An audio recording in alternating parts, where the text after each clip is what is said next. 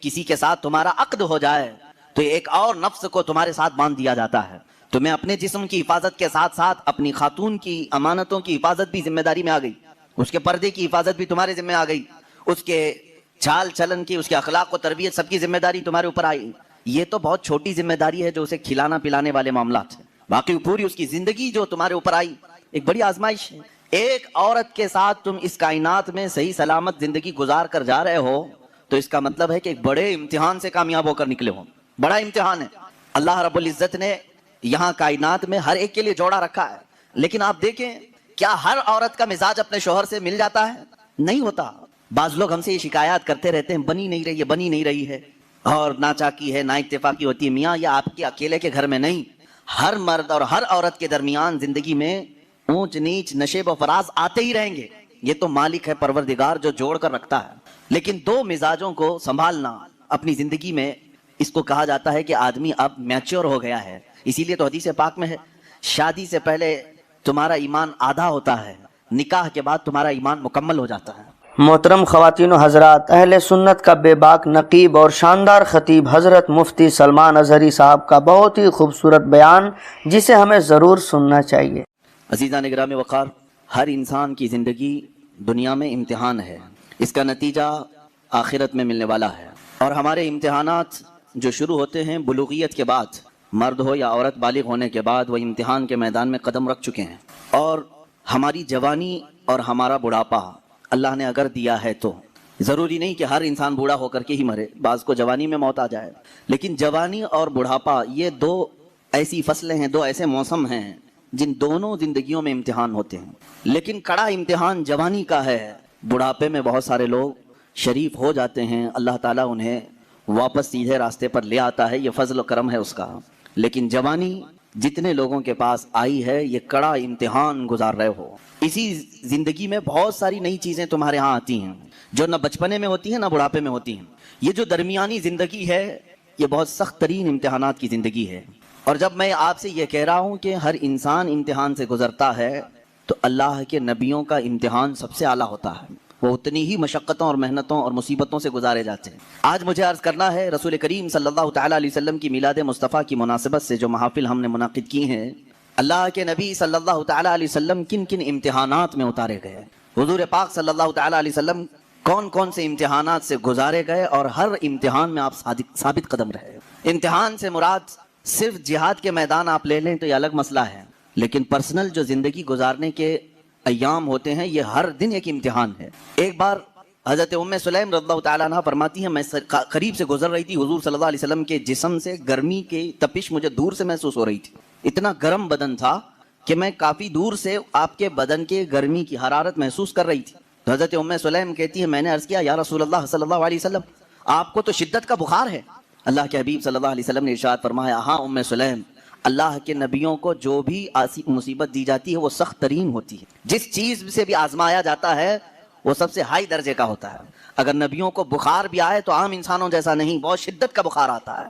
اگر نبیوں کو زندگی میں کوئی بھی چیز آزمائش کے طور پر دی گئی ہے تو ہلکی پھلکی نہیں, بہت سخت ترین ہوتی ہے. اب اللہ کے نبی صلی اللہ تعالیٰ علیہ وسلم کی زندگی پاک کو رب نے قرآن میں ہمارے لیے آئیڈیل بنایا.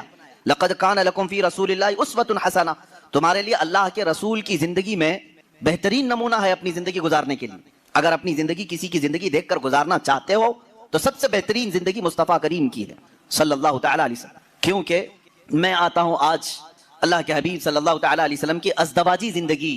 ازدواجی زندگی کا مطلب ہوتا ہے شادی شدہ زندگی. یہ پوری زندگی کا کڑا امتحان اسی زندگی میں ہوتا ہے.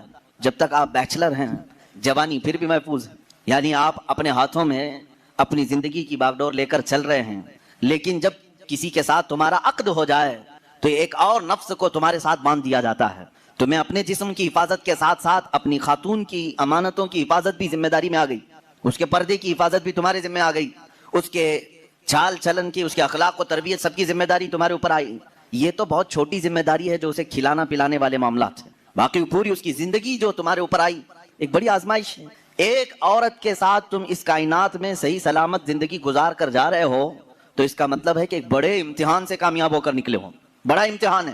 اللہ رب العزت نے یہاں کائنات میں ہر ایک کے لیے جوڑا رکھا ہے, لیکن آپ دیکھیں کیا ہر عورت کا مزاج اپنے شوہر سے مل جاتا ہے؟ نہیں ہوتا. بعض لوگ ہم سے یہ شکایات کرتے رہتے ہیں بنی نہیں رہی ہے, بنی نہیں رہی ہے, اور ناچاکی ہے, نا اتفاقی ہوتی ہے. میاں یہ آپ کے اکیلے کے گھر میں نہیں, ہر عورت کا مزاج اپنے شوہر سے مل جاتا ہے. नहीं होता।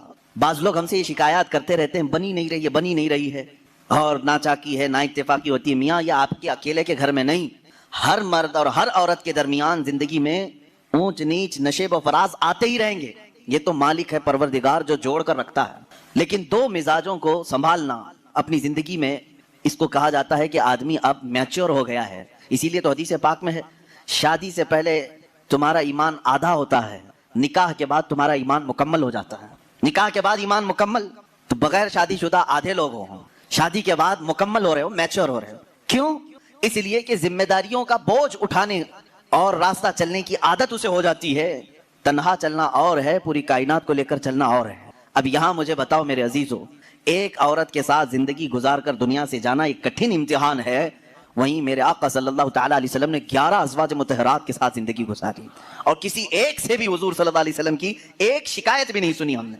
आज दुनिया में चाहे जो भी परहेजगार हो, जैसे भी हों, बड़े से बड़े बादशाहों की बीवियां हों, लेकिन उनको अपने शोहरों से कहीं ना कोई शिकायत होगी, कुछ भी हो सकती है, सब कुछ अच्छा रखा हो, लेकिन किसी दिन उसकी ख्वाहिश के मुताबिक उसकी मिठाई ना मिली तो उसे शिकायत है अपने शोहर से, मुझे मिठाई नहीं खिलाया आज। ये सब की जिंदगियों में औरतों को अपने शोहरों से कुछ ना कुछ शिकायत है। कोई भी उसके पसंद के कपड़े आप नहीं ला के दे सके, उसे आज अपने माँ बाप के घर जाना था, तुमने टाल दिया, उसके घर वाले आ रहे थे, उनके साथ तुमने सही बर्ताव नहीं किया, ये शिकायत अपने शोहर से वो रखती है। कुर्बान जाओ, ये 11 बीवियों में से सबसे पूछा गया, रसूलुल्लाह सल्लल्लाहु तआला अलैहि वसल्लम की हयात तुम्हारे साथ कैसी थी? वो अज़वाज मुतहरात कहती हैं, अल्लाह के नबी सल्लल्लाहु तआला अलैहि वसल्लम ने पूरी जिंदगी में हमें उफ तक न कहा। हम गलतियां करती थी, खता करती थी, लेकिन रसूल पाक सल्लल्लाहु तआला अलैहि वसल्लम उसे दरगुजर फरमाया करते। मेरे अजीजों, इसका मतलब है हुजूर सल्लल्लाहु तआला अलैहि वसल्लम को अज़दवाजी जिंदगी में भी आजमाया गया, तो बड़े इम्तिहानों से। यहाँ हम एक बीवी के साथ इम्तिहान में आए हैं, रसूल पाक सल्लल्लाहु तआला अलैहि वसल्लम ने 11 अज़वाज मुतहरात के साथ अदल और इंसाफ का परचम बुलंद किया है। कोई एक बीवी भी शिकायत नहीं कर सकती। हुजूर पाक सल्लल्लाहु तआला अलैहि वसल्लम खुद अपनी हदीस में इरशाद फरमाते हैं, खैरुकुम लिअहलिही, तुम में सबसे बेहतर आदमी वो है जो अपने घर वालों के पास अच्छा हो, अपने अहलो अयाल के पास अच्छा हो, वो सबसे अच्छा आदमी है। हाँ, बाहर बहुत नेक बनता है, अंदर जाकर के सारी शराफत खत्म हो जाती है।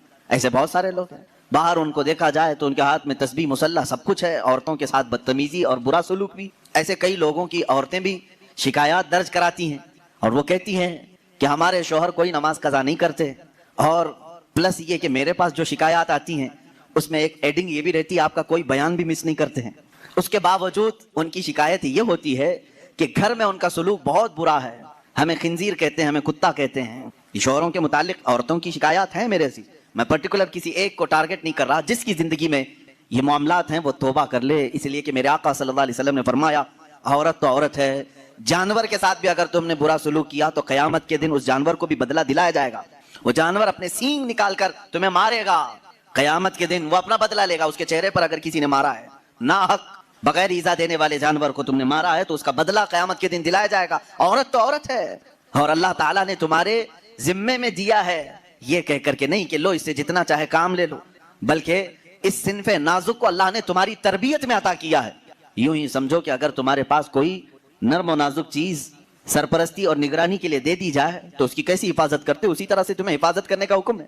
अब और एक बात, हुजूर पाक सल्लल्लाहु तआला अलैहि वसल्लम की जो अज़दवाजी जिंदगी है, आइली जिंदगी उसको कहें, हुजूर सल्लल्लाहु तआला अलैहि वसल्लम की जो शादीशुदा जिंदगी है, इसके मामलात ऐसे हैं कि सारी बीवियां ऐसे हुजूर के पास नहीं आ गई थी कि वो पहले से बहुत ही आला किस्म की अखलाक और किरदार और सारे तमाम तर सिफात लेकर नहीं, बल्कि मुहद्दिसीन फरमाते हैं हुजूर पाक सल्लल्लाहु तआला अलैहि वसल्लम की सोहबत ने उन्हें कामिल बनाया है। यहां से एक बात पता चलती है कि तुम पहले से हूर ढूंढ रहे हो, पहले से ऐसी हो कि उसके अंदर ये क्वालिटी होनी चाहिए। अल्लाह के रसूल सल्लल्लाहु तआला अलैहि वसल्लम ने निकाह करके उन्हें कामिल बनाया है।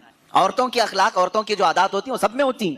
अज़वाज मुतहरात जो हुजूर के निकाह में आई, औरतों वाली सिफात उनके अंदर भी थी, उनके अंदर भी थी।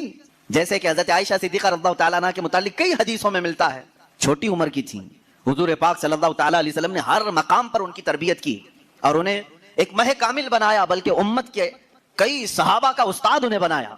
हज़रत आयशा सिद्दीक़ा ने इतनी हदीसें मेरे आका से रिवायत की कि हमारी आधी शरीयत उनकी रिवायत की हुई हदीसों से चल रही है।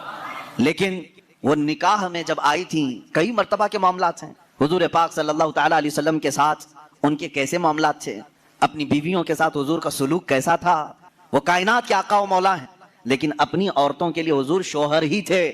شوہر، جس طرح ایک عورت کو اپنے شوہر کے ساتھ بات کرنے کی اجازت ہے، کھیلنے کی اجازت ہے، لطف اٹھانے کی اجازت ہے، حضور پاک صلی اللہ تعالیٰ علیہ وسلم کی ہر بیوی کو یہ اختیار حاصل تھا۔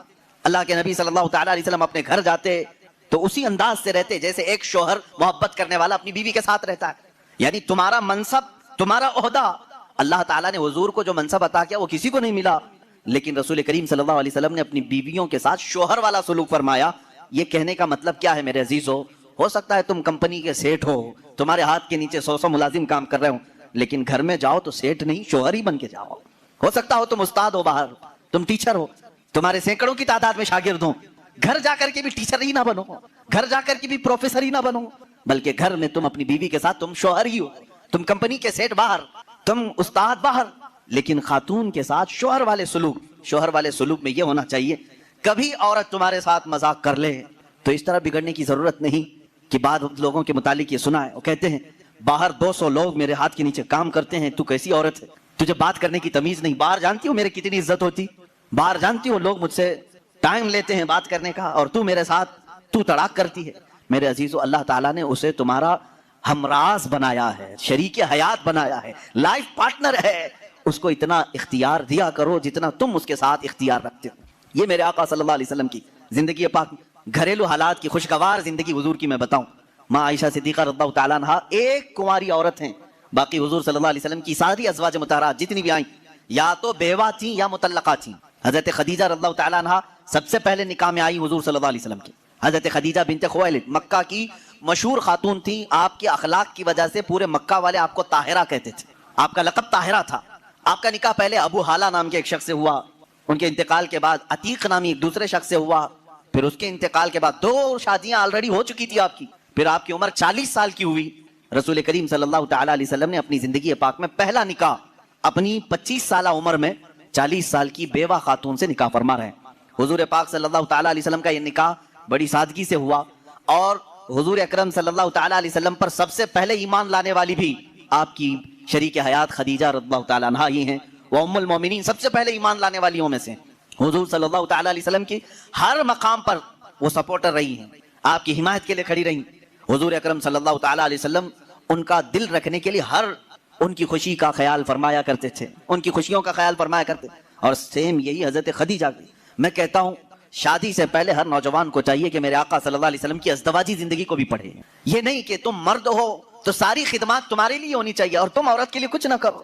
جیسے کہ بعض لوگ جب بھی عورتوں میں خطاب کرتے ہیں، بیان کرتے ہیں، تو سب سے پہلے عورتوں کو یہی بتایا جاتا ہے مرد دن بھر تھکان سے چور چور گھر میں آئے تو تم اس کو مسکرا کر کے استقبال کرو، یہ عورت کے اوپر فرض ہے، تم اس کو مسکرا کر استقبال کرو، اس کی تھکان چلی جائے تمہیں ایک صدقے کا ثواب ہے۔ میرے عزیزو، یہ گاڑی کا پہیہ ایک ٹائر سے نہیں چلتا، تم ساری مسکراہٹ صرف عورت ہی کے اوپر تھوپو گے۔ یہاں پر تمہیں یہ بھی کہنا ہوگا، ہو سکتا ہے کبھی دن بھر کی تھکان عورت کو بھی ہو جو صبح سے شام تک کام کر رہی ہو، تم آ کر کے اسے بھی مسکرا کر کے کہو دن بھر آج تمہیں زیادہ تھکان ہوئی ہوگی۔ ہمیشہ میاں یہ کیوں چاہتے ہیں کہ میری تھکان وہ پوچھے؟ نہ، بلکہ آپ خاتون کی بھی مزاج پرسی کریں، یہ دونوں ٹائر ہیں، دونوں کا بیلنس برقرار ہو۔ میں ابھی بتاتا ہوں، حضور پاک صلی اللہ تعالیٰ علیہ وسلم ہمیشہ یہ فرماتے اگر اپنی ازواج مطہرات میں سے کوئی ناراض ہو تو حضور انہیں مناتے۔ آپ سوچ رہے ہوں گے کیا دنیا میں کوئی ایسا بھی ہے جس کو حضور سے ناراض ہونے کا حق ہے؟ حضور سے ناراض ہونے کا حق ہے؟ ہاں، صرف بیویوں کا حق تھا جو عام زندگیوں میں ہوتا ہے، لیکن اس ناراضگی کا مطلب رسول سے ناراضگی نہیں، شوہر سے کسی معاملے میں ہو۔ حضور پاک صلی اللہ تعالیٰ علیہ وسلم خود فرماتے ہیں حضرت عائشہ سے، اے عائش، جب تو مجھ سے ناراض ہوتی ہے تو مجھے پتہ چل جاتا ہے۔ حضرت عائشہ پوچھتی ہیں آپ کیسے جانتے ہیں میں ناراض ہوں کہ خوش ہوں؟ حضور فرماتے ہیں جب تو خوشی میں رہتی ہے قسم کھاتی ہے تو یوں کہتی ہے رب محمد کی قسم، اور جب ناراض رہتی ہے تو کہتی ہے رب ابراہیم کی قسم۔ یہ حضرت عائشہ کی عادت تھی، جب گھر میں کچھ باتیں اس طرح سے ہو جائیں تو کہتی ابراہیم کے رب کی قسم میں نے ایسا نہیں کیا۔ حضور فرماتے ہیں جب جب تو ابراہیم کے رب کی قسم کھاتی ہے مجھے لگتا ہے تو ناراض ہے۔ حضور مناتے ہیں، یہ نہیں کہ کائنات کے آقا و مولا سے تجھے روٹنے کا حق کیا ہے۔ حضور پاک صلی اللہ علیہ وسلم نے اپنے گھر میں ایک شوہر والی زندگی بھی گزار کر کے دکھایا ہے۔ ایک مرتبہ حضرت عائشہ صدیقہ رضی اللہ تعالیٰ عنہ گھر میں، حضرت زینب ایک دوسری زوجہ ہیں حضور کی، حضرت زینب بنت جہش رضی اللہ تعالیٰ آئیں۔ حضرت عائشہ میدے کا شیرہ بنا رہی تھی، آٹے کا ستو جس طرح سے ہوتا ہے، میٹھا کچھ بنا رہی تھی۔ جیسے ہی وہ بنا اس میں کچھ خرابی ہوئی ہو یا جو بھی، حضرت عائشہ حضرت زینب کو کھلانے پر اصرار کرنے لگی کہ آپ گھر میں آئی ہیں، یہ شیرہ پورا کھائیں گی آپ۔ حضرت زینب کہہ رہے میرا جی نہیں چاہتا، میں نہیں کھاؤں گی۔ حضور پاک صلی اللہ علیہ وسلم بیٹھے ہوئے، حضرت عائشہ نے وہ شیرہ اٹھا کر پورا ان کے منہ پہ لگا دیا۔ اللہ کے نبی صلی اللہ علیہ وسلم مسکراتے رہے، کچھ نہیں فرمایا۔ حضرت زینب سے کہا کہ بس بس عائشہ چھوٹی ہے، تم بدلہ مت لو۔ یہ حضور پاک صلی اللہ تعالیٰ علیہ وسلم کی خانگی معاملات ہیں، اپنے ازواج مطہرات کے ساتھ حسن سلوک ہے۔ انہیں آپس میں مذاق کرنے کا اختیار تک میرے آقا نے دے رکھا تھا، یہ نہیں کہ اتنا ٹائٹ کرو کہ ہنسنا بھی مشکل ہو جائے، اتنا تم ان کے اوپر سوار ہو جاؤ کہ بات کرنا بھی مشکل ہو جائے، نہیں۔ رسول پاک صلی اللہ تعالیٰ علیہ وسلم نے اپنی ازواج مطہرات کو ایک خوشحال زندگی گزارنے کے گھر عنایت فرمائے تھے۔ آپ اندازہ کر سکتے ہیں ہر بیوی کے لیے الگ مکان، ہر زوجہ کے لیے الگ مکان۔ حضور پاک صلی اللہ تعالیٰ علیہ وسلم کی عادت مبارکہ تھی، ہر خاتون کے پاس باری باری تشریف لے جاتے ہیں، سب کے پاس برابر کا برابر وقت دیتے ہیں۔ حضرت عائشہ رضی اللہ تعالیٰ نے اس میں سب سے چھوٹی ہیں عمر کے لحاظ سے۔ میں یہی کہہ رہا ہوں کہ عورت کو تربیت دے کر کامل بنانا یہ اخلاق رسول ہے۔ حضور صلی اللہ تعالیٰ علیہ وسلم کی سنت پر عمل کرنا چاہتے ہو نوجوانوں، پہلے سے یہ سمجھ کر کے چلو، میرے گھر میں جن کی شادیاں نہیں ہوئی ان کے لیے کہہ رہا ہوں، جن کی ہو چکی ان کے لیے بھی پہلے سے ذہن میں یہ بات فٹ کر لو، میں اگر شادی کرنے جا رہا ہوں تو میرے گھر کوئی ایسی خاتون آنے والی ہے جس کو ہو سکتا ہے بات کرنے میں پورا سیکھی ہوئی نہ ہو، کھانے پکانے کے ماہر نہ ہو سکتا ہے وہ خاندانی معاملات کو نہ سمجھے، مجھے ہر ایک چیز کو اسے سکھانا ہوگا۔ تم اگر پہلے سے یہ سب چیزیں ذہن میں رکھو گے تو جھگڑے اور نہ اتفاقی کی بات نہیں آئی۔ تم پہلے سے ایکسپیکٹیشن یہ رکھ کر کے بیٹھے ہو کہ یہ ساتویں آسمان سے سیکھ کر کے آئی ہوئی ہے گھر میں، کبھی کچھ بات چیت ہو گئی تو سیدھے جھٹ سے یہی کہا کیا تمہارے اماں باپ نے یہی سکھایا تھا، یہی بات۔ اور ساس بھی اپنے بہو سے یہی کہتی ہے روٹی نہیں بنے، اماں کیا سکھائی تیری تجھ کو، اب تک کیا کرتی رہی۔ میرے عزیزو، رسول پاک صلی اللہ تعالیٰ علیہ وسلم کے پاس حضرت عائشہ جب آئی 9 سال کی عمر میں تھی، ان کی سہیلیاں کہتی ہیں آٹا گوندتے گوندتے وہ سو جاتی تھی، اسی میں سو جاتی تھی، رات ہو جاتی تھی۔ حضور پاک صلی اللہ تعالیٰ علیہ وسلم نے ایک دن بھی سختی نہیں فرمائی کہ عائشہ آٹا گوندتے گوندتے سو گئی، آٹے میں ہی ہاتھ رہ گئے۔ حضور اکرم صلی اللہ تعالیٰ علیہ وسلم نے انہیں مہ کامل بنایا۔ یہ اللہ کے رسول صلی اللہ علیہ وسلم کے اخلاق کریمہ ہیں۔ عورتوں کو تم جس قدر اچھی تربیت دو گے تمہاری محبت اتنی ہی ان کے دلوں میں ہوگی اور اتنی ہی عظمت بھی بڑھے گی، اتنی عظمت بڑھے گی، اور رسول پاک صلی اللہ تعالیٰ علیہ وسلم کی اس عظیم سنت پر بھی عمل ہوگا۔ بعض لوگ یہ سوچتے ہیں کہ فل ہائی کوالیفائڈ چاہیے، پوری طرح سے میچور چاہیے، تو تمہارا یہ ایکسپیکٹیشن بعض دفعہ تمہیں دھوکہ دے دیتا ہے۔ تم جو کچھ بھی سوچ کر کے رکھے ہو وہ نہیں آئی، چڑچڑ ہو جاتا ہے، دماغ میں الگ الگ وسوسے آنے لگتے ہیں، پھر دوسرے کا خیال آنے لگتا ہے، اور پھر دوسری بھی ویسی نکلی تو کیا کرو گے۔ اسی لیے اخلاق رسول یہ ہے۔ اللہ کے نبی صلی اللہ علیہ وسلم کے پاس وہ عورتیں آئیں جو الگ الگ خاندان کی تھیں، الگ الگ مزاج کی تھیں، الگ الگ قبیلوں کی تھیں۔ ارے یہودیوں کے خاندان سے حی بن اخطب کی بیٹی صفیہ رضی اللہ تعالیٰ عنہا حضور کے گھر آئی، ان کے پورے رسم و رواج الگ تھے، سارے خاندانی معاملات الگ تھے، لیکن کیا کبھی وہ مس میچ ہوئی حضور کے ساتھ؟ رسول پاک صلی اللہ تعالیٰ علیہ وسلم نے ان کے ساتھ بھی زندگی کیسے گزاری؟ حضرت صفیہ رضی اللہ تعالیٰ عنہا حضور صلی اللہ تعالیٰ علیہ وسلم کی بارگاہ میں جب آئیں، دیکھیں حضور عدل کیسے کرتے تھے بیویوں کے ساتھ۔ یہ خاندان تھا بنی اسرائیل کا، یہودیوں کا، حضرت موسیٰ علیہ السلام سے جو چلا ہے وہ خاندان تھا۔ موسیٰ علیہ السلام کی اولاد وہ مدینہ طیبہ میں تھی، انہی کی خاندان سے حضرت صفیہ آئی تھی۔ جب شادی ہوئی تو عورتوں میں آپس میں باتیں ہوتی رہتی ہیں، سوتنوں کے معاملات رہے۔ حضور کی ایک زوجہ حضرت عائشہ ہیں جن کے باپ صدیق اکبر ہیں، ایک زوجہ حضور کی حضرت حفصہ ہیں جن کے والد عمر ابن خطاب ہیں رضی اللہ تعالیٰ عنہ، ایک حضرت ابوبکر کی بیٹی حضور کے نکاح میں ہے، ایک حضرت عمر کی بیٹی حضور کے نکاح میں۔ یہ دونوں ملتی تھیں تو بڑی لمبی باتیں بھی ہوتی تھیں، خاندان ایک تھا۔ ان کے بیچ میں حضرت صفیہ آ گئی، الگ خاندان کی، یہودی خاندان سے آئی تھی لیکن حضور کے نکاح میں آئی تھی۔ حضرت صفیہ کو دونوں چھیڑنے لگیں، کیا کہہ کر کے کہا کہ صفیہ ہوئی بن اخطب ہے نا تیرا باپ، یعنی یہودیوں کے قبیلے کا سردار ہے۔ حضرت عائشہ کہتی ہے میرے باپ تو صدیق اکبر ہیں، حضرت حفصہ کہتی ہے میرے باپ تو عمر ابن خطاب ہیں، جن کی نیکیاں حضور نے اس طرح فضیلتیں بیان فرمائی۔ حضرت صفیہ کے دل میں تھوڑا سا وہ لگا کہ یہ دونوں اپنے اپنے باپ پر فخر کر رہی۔ حضور پاک کے حجرے میں آئیں، غمگین تھی۔ اللہ کے نبی صلی اللہ علیہ وسلم نے پوچھا صفیہ کیا معاملہ ہے؟ کہا عائشہ بھی اور حفصہ بھی تانا مار رہی ہیں۔ کہا کیا کہا انہوں نے؟ عائشہ کہتی ہے میرے باپ ابو بکر ہیں، حفصہ کہتی ہے میرے باپ عمر ہیں، تیرے باپ تو یہودی خاندان کا سردار ہے۔ حضور نے فرمایا جاؤ اب جواب دو، عائشہ کو بھی اور حفصہ کو بھی۔ حضور سکھا رہے حضرت صفیہ کو۔ کہا کیا جواب دوں؟ کہا جا کے کہنا میرے باپ موسیٰ علیہ السلام ہیں، میرے چاچا ہارون علیہ السلام ہیں، اور میرے شوہر محمد رسول اللہ ہیں۔ وہ آئیں فخر کے ساتھ کہا میں اس خاندان سے ہوں کہ میرے آبا و اجداد میں میرے باپ موسیٰ علیہ السلام ہیں، نبی ہیں، اور میرے چاچا ہارون علیہ السلام ہیں، اور میرے شوہر کا تو کیا کہنا، سید الانبیاء ہیں۔ حضرت عائشہ اور حضرت حفصہ نے کہا ضرور یہ رسول پاک نے تجھے سکھایا ہوگا، یہ بات تجھے حضور نے بتائی ہوگی۔ یہ گھریلو زندگی تھی میرے آقا صلی اللہ تعالی علیہ وسلم کی۔ کبھی ان عورتوں کے درمیان اگر کچھ باتیں آ جائیں، حضور پاک اس طرح سے اسے نکالتے جیسے میدے میں سے آٹے کو نکال دیا جائے۔ کبھی تکرار نہیں ہو سکی، کبھی جھگڑے کی نوبت نہیں آئی۔ دو بیویوں والا جانتا ہے کہ اسے سنبھالنا کتنا مشکل ہوتا ہے۔ ہاں، ایک عظیم جنگ میں وہ اترا ہوتا ہے، ایک طرف انڈیا ایک طرف پاکستان، بیچ میں بارڈر میں وہ کھڑا رہتا ہے، ایک ہاتھ اس کے پاس ایک ہاتھ اس کے پاس، پتہ نہیں کون سا ٹوٹے کون سا بچے، لیکن اللہ کے نبی صلی اللہ تعالی علیہ وسلم 11 ازواج مطہرات کے ساتھ رہے اور سب کو برابر انصاف کے ساتھ رکھا۔ کبھی کسی خاتون سے کوئی جھگڑا، یہ کسی حدیث میں نہیں ملتا۔ ہاں، ان کے درمیان جو باتیں ہوتی تھی وہ تفریح قلب کے طور پر ہوتی، تفریح قلب کے طور پر، دل کو بہلانے کے طور پر۔ اب آئیں میں آپ کو بتاتا ہوں حضور کی زندگی پاک میں جو بیویوں کا کردار ہے، عورتیں بھی سن رہی ہوں گی، انہیں یہ معلوم ہونا چاہیے اپنے شوہر کی، یعنی ایک مرد کی دنیا میں سب سے بڑی سپورٹر اس کی بیوی ہونی چاہیے، ہر چیز میں، اس کے دکھ میں، اس کے سکھ میں، اس کی خوشی اور غم میں، سب میں عورت اس کی سپورٹر بن کر رہے۔ حضور اکرم صلی اللہ تعالی علیہ وسلم جب اعلان نبوت فرمائے ہیں، حضرت خدیجہ ایمان لائیں، اپنے مال سے مدد کیا، ساری چیزیں کی۔ جانتے ہیں جب حضور پاک نے حضرت خدیجہ سے نکاح کیا، آپ کی عمر 25 سال تھی، ان کی 40 سال۔ سیدہ خدیجہ الکبریٰ رضی اللہ تعالیٰ عنہا کے ساتھ حضور صلی اللہ علیہ وسلم نے 25 سال گزارے، 25 سال گزارے۔ حضور کی عمر پاک 50 سال ہو چکی تھی، حضرت خدیجہ کی عمر 65 سال کی ہو چکی تھی، لیکن اس بیچ میں رسول کریم صلی اللہ علیہ وسلم نے کبھی کسی دوسری عورت سے نکاح نہیں فرمایا۔ ان 25 سالوں میں حضور صلی اللہ علیہ وسلم نے کسی دوسری عورت سے نکاح نہیں کیا، صرف حضرت خدیجہ الکبریٰ کے ساتھ رہے۔ اس کی وجہ یہ تھی کہ یہ عورت عام عورتوں کی طرح نہیں تھی، حضور صلی اللہ تعالی علیہ وسلم کی ایسی سپورٹر کہ رہتی دنیا تک ان کے احسانات پوری امت نہیں چکا سکتی، پوری امت نہیں چکا سکتی۔ حضور پاک صلی اللہ تعالی علیہ وسلم جب مدینہ طیبہ تشریف لائے، حضرت عائشہ نکاح میں آئی تھی، یہ بھی حدیث ہے حضرت عائشہ کی، کہتے ہیں ہر بات پر حضور صلی اللہ علیہ وسلم خدیجہ کا ذکر کرتے تھے۔